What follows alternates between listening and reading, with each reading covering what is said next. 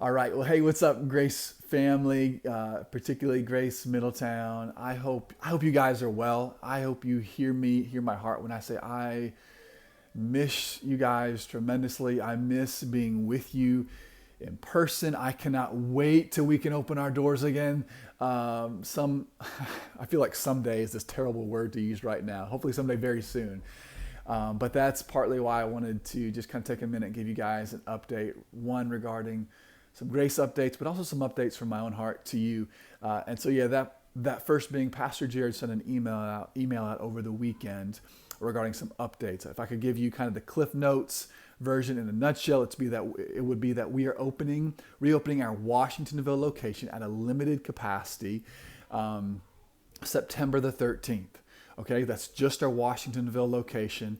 And I believe Pastor Jared's exact words were, we just don't know what we don't know at this point. There's so much unknown. Who knows whether that will even be able to stay open, whether there'll be any kind of second wave or people will just be too nervous about coming back in person at this point. We don't know, but we're going to go for it and see what's going on. And man, my prayer is that we very soon thereafter can open different locations. And Middletown, of course, would be one of those locations. But kind of the second part of that, or one of the next pieces of that email, is that we are going to be providing physical spaces. So if you want to be with people, you're ready for that. I'm excited because we're going to be doing house churches. These are not watch parties. It's going to be something to a greater degree, greater accountability and training, more guidance and information, more of that to come. I'll be reaching out to many of you to consider being a house church leader. So again, more information to come on that, but make sure you've seen that email. And now, like I said, from my heart to yours, like I said, I've been spending some time just kind of journaling this week. I've been working my way through the book of Isaiah, recently, mainly through some of the, the teens, the late teens, early 20s of that book. And for whatever reason, it always surprises me, and it shouldn't, right? But how we as humanity just become obsessed with really building our own kingdoms, and not just building our own kingdoms, but kind of the fallout after that. And you see all these great kingdoms that God used for one reason or another. You see them rise and fall. And we are so good at trying to establish our own kingdoms. But what happens when we begin to focus all of our energy and our devotion and our attention on establishing our own kingdom? What happens? We become enemies of God's kingdom, the only lasting kingdom. And again, I just kind of had some thoughts here. What happens when we do that is that, kind of like the Apostle Paul said in Romans 1:25, is that we trade, or we exchange the truth of God for a lie, that we can have that kingdom that is hardwired into every single one of us, that we can have that now. And that could not be further from the truth. And so real quick, I want to keep this short because I want you guys watching the whole thing. But why? Why do we do that? Well, there's probably multiple reasons, but I'm not going to get into all those right now.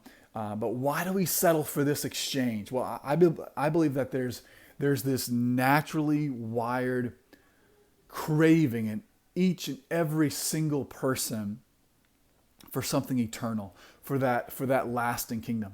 Again, I've said this before and I'll say it again. There has never been a kingdom, never been a people or tribe discovered, unearthed, that was not found to be worshiping something or someone, whether that was the sun or the stars or animals or whatever. All of humanity worships something. And so kind of my soul, and I've been kind of marinating on this reminder, and I want to remind you before I ask these two questions, or ask you to ask yourselves these two questions. Remind you that if you are a follower of Jesus, this is not our home. We are aliens here, right? This is not our home. We're pilgrims. We are passing through to something lasting, to something substantial, to maybe you don't feel like you fit in lately. You would say, I feel like I'm too too liberal to be conservative, too conservative to be liberal. I believe this, but I don't believe that. I don't believe that, but I believe this. I don't think I fit anywhere. You know what? Let me just tell you, if you're feeling that way, it's not by accident. It's because this is not our home. You don't feel like you fit a political party, it's because this is not our home. You don't think you believe, one theory over another, over whatever. Guess what? That's because this is not our home, friends. And so as I wrap this up, I want you to join me in asking these two questions today. And I'm going to be asking myself these two questions today and hopefully for the rest of the week. Whose kingdom am I currently obsessed with? Am I devoted to? Am I serving? Okay? And then second, as a member of God's kingdom, what then, Lord, would you have me do to help prepare the people around me for your kingdom that is coming on this earth? What, Lord, would you have me do to prepare the people around me for your coming kingdom? And hey, let this be good news. It is coming. His kingdom is coming, and it's a kingdom that will have no end. It's something greater than we could ever imagine. So I hope that's encouraging. I'm gonna close my mouth now. I'll put these questions in the comments below, and I hope you'll join me in asking and even interacting with them. Hey, be blessed. Grace and peace to you all.